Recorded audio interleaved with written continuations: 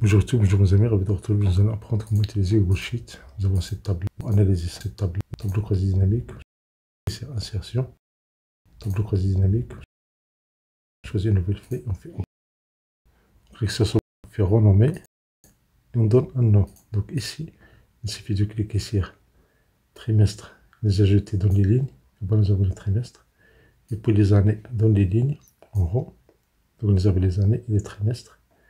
Et pour analyser les sections, par exemple section 4, je clique et je vais mettre ça dans les valeurs. Je ferme cette boîte de dialogue et voilà, nous avons le total de la somme section. Je fais un double clic ici et j'affiche 4. C'est le total par année et par trimestre. Pour grouper les données, par exemple de 2015, il suffit de cliquer sur ce mois-là. La même chose pour 2016. Ça peut être traité, par exemple, si vous voulez, les agrégats des années spécifiques. Nous avons ici les données par année. Si par exemple le 2017, il suffit de cliquer sur ce plus-là. Bien sûr, pour les autres, on peut faire la même chose. Ça permet de calculer le total de somme bien des données numériques rapidement. Maintenant, si je veux les autres sections, il suffit de cliquer sur ce bouton-là, crayon, modifier.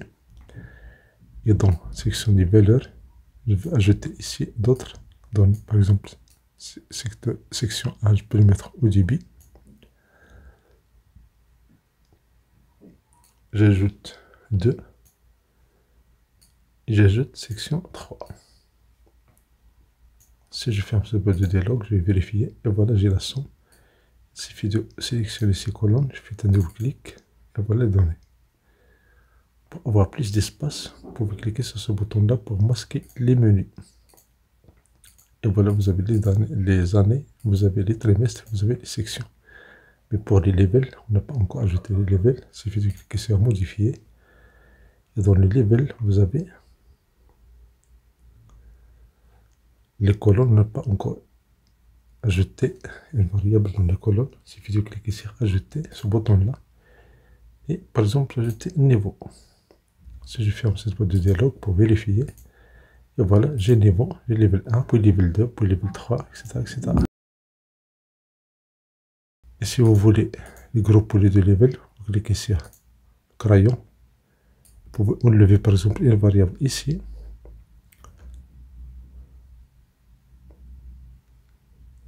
Vous pouvez décocher ça, cliquer sur X et puis ajouter ici groupe.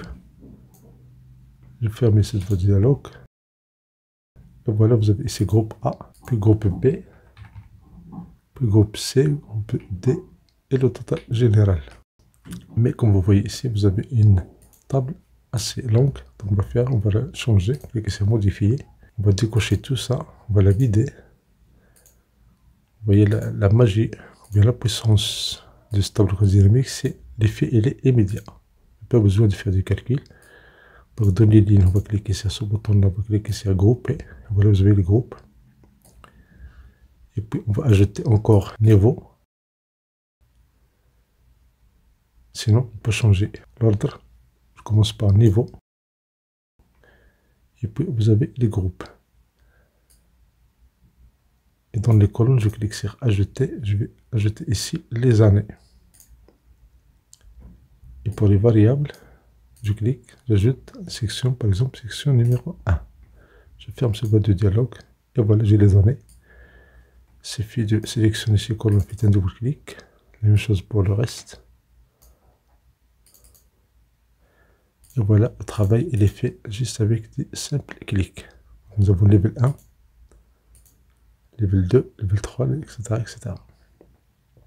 Si on ajoute d'autres variables, pour ajouter d'autres variables, il suffit de cliquer sur modifier. Et dans les colonnes, nous avons juste une année, une variable année. On peut ajouter ici les trimestres. Si je ferme le dialogue, et voilà, vous avez les trimestres. Vous avez ici les trimestres. Vous pouvez sélectionner toute la ligne, ou bien toute la feuille, faites un double clic. Et voilà, vous avez les données de 2015, ça, 2015, et puis 2016, etc., etc. Donc des analyses rapides que vous pouvez utiliser avec tableau croisé dynamique.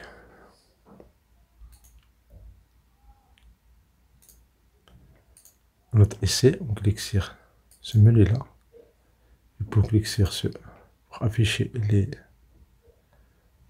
icônes, ou bien afficher les menus, on clique sur insertion, on fait tableau croisé dynamique, nouvelle feuille, on fait OK. On fait double-clic pour renommer, c'est dynamique 4. Dynamique avec qui, et voilà. Si je clique sur bouton colonne, j'ajoute ici trimestre, et dans les valeurs, je clique ici, j'ajoute par exemple section 1. Je ferme cette boîte de dialogue, et voilà, vous avez ici le total par trimestre. Pour ajouter la variable année, je clique sur modifier. Je ne vais pas ajouter ça dans les colonnes, mais je vais ajouter ça dans les lignes. Je clique sur ligne, je clique sur année.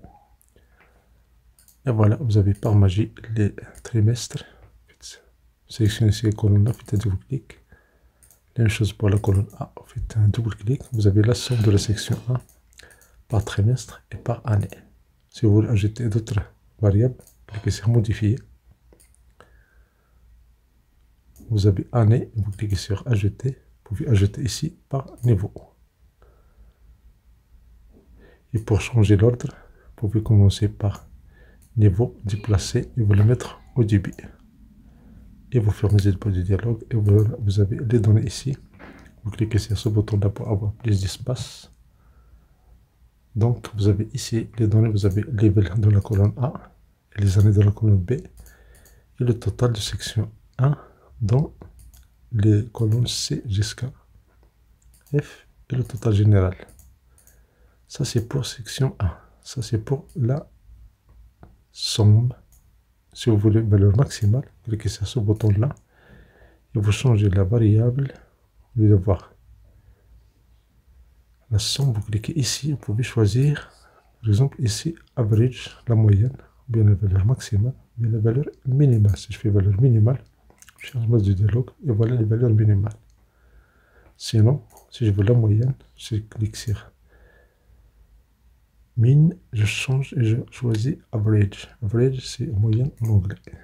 Je ferme cette boîte de dialogue. Et voilà, vous avez, mais comme vous voyez, vous avez les moyennes avec des chiffres très grands. Sélectionnez toutes ces données-là. Et en haut, vous avez deux boutons, deux icônes. Vous pouvez changer le nombre de chiffres par virgule. Ça pour ajouter et ça pour diminuer. En tout cas, l'effet est immédiat. Si vous avez fait une erreur, il suffit de voir le résultat devant vous. Si vous voulez juste des entiers, vous pouvez cliquer jusqu'à avoir des entiers. Ça veut dire des chiffres qui ne contiennent pas des virgules. Et voilà, merci pour votre attention. Cette chaîne, c'est des occasions pour recevoir des vidéos agréables.